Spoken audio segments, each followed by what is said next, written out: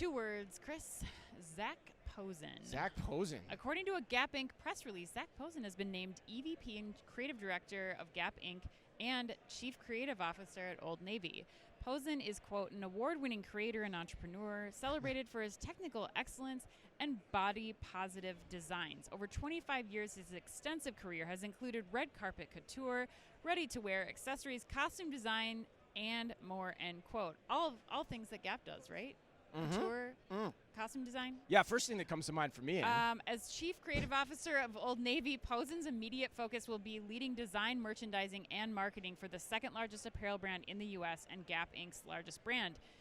As Creative Director of Gap Inc., Posen will also serve as a cultural curator and creative partner to newly appointed CEO Richard Dixon, Dick Dixon, we call him Dick Dixon, our friend. Yes. Chris, I don't even know where to start with this one. Really? So you're befuddled by this. Interesting. It sounds like you're befuddled. I don't want to put words in your mouth. We haven't talked about this. What are your thoughts on this? That's a quite a large purview of responsibility for our friend Zach Posen, who occasionally dabbles on what's the show? Oh my God, I totally forgot. America's Next Top Model. No, it's the third day of Vegas. Well, he's like he's like a celebrity judge on all these shows. Yeah, so. Which is random. I actually just brought a coat out of his closet. I hope I'm not having another clot.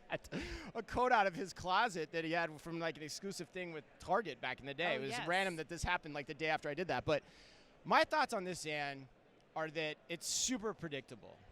Really? Yeah, and 100%. That's his pick? His nomination? Yeah. Well, them going after somebody like this. Okay, I was gonna say, because Zach Posen, to me, like that seems. I was kind of like, where did they get his name from? Yeah, but I think it's just a super predictable move to go in this direction, right? Like, and I took a lot of flack for this when I talked to, because Under Armour basically did the same thing with John Varvatos. Yeah. Yep. And my thoughts are exactly the same. Like, my thing is like, yeah, so he's a big name, right? Mm-hmm. Like, okay, fine. And is he that big of a name? I don't know. I mean, I have some things to say about that. Yeah, okay. But, like, the big question for me, which I said with Varvatos, too, is, like, what has he ever designed at mass? Right. You know, or what has he ever designed that is cheap? Right. Right? And does Old Navy really need this infusion? Yeah. Like, it seems kind of counterintuitive to me. So it seems like, if anything, he should be working more on Gap and Banana than on Old Navy. Yeah, I don't know who this strategy is for. I mean, I think you bring up good points. Like, you know, one, who is he? Is he well known? Sure, to you and I, but to Gen Z and Gen Alpha, they don't care about Zach Posen. I have no idea. That's not who's driving them. That's not like a name that's going to make Gap relevant again or Old Navy relevant again.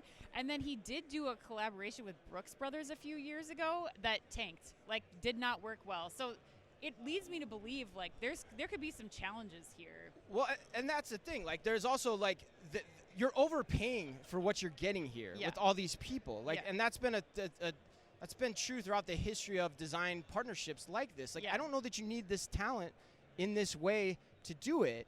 And the real issue to me at Gap, too, is you need better merchandising. Yeah. You need a great chief merchant. Right. Because you can design what you want, but the merchants have to pick it. Right. And they have to buy it at the right cost. And he's overseen merchandising and creative and design, like all these things. Like that's a lot. I didn't realize the merchandising part. Yeah. Okay, so like, and you need great operations too in the store. Mm-hmm. So like, and so my thing too, lastly, is like, I'm tired of the selfies, Ann. What? I'm tired of Richard Dixon's selfies. He's been in the job since August. Okay. He took another selfie with Zach Posen. He's on LinkedIn every week with a selfie. And I'm like, when are we going to start to see things? And this move is not it to me. I don't get it. Well, I was trying to figure out, maybe that's where he and Zach Posen met, was like they started taking selfies together. But I did dig up. You're going to love this. Well, first of all, I consulted my stylist friend who I go to, who actually delivered this text to me early in the morning on Monday. Was like, hey, have you heard about Zach Posen's nomination? Ann Marshak, stylist Ann Marshak. And we were talking about this, like, where did his name come from? There was a Barbie collaboration doll of Zach Posen that I found. Yes. So I'm wondering if they connected back in the day, and Richard Dixon is just like bringing his an affinity team for him in here, and it means something to him. But again, it does not mean something to that next generation. Gap's real issue is relevancy. That's the problem here. And I just question if somebody with a high fashion pedigree, to your earlier point, can design for mass, especially with the Old Navy brand too. Like Gap, maybe you're throwing out lifelines here, like, but it didn't work with Kanye, who I would argue is like a bigger influencer in terms of the getting the next generation in.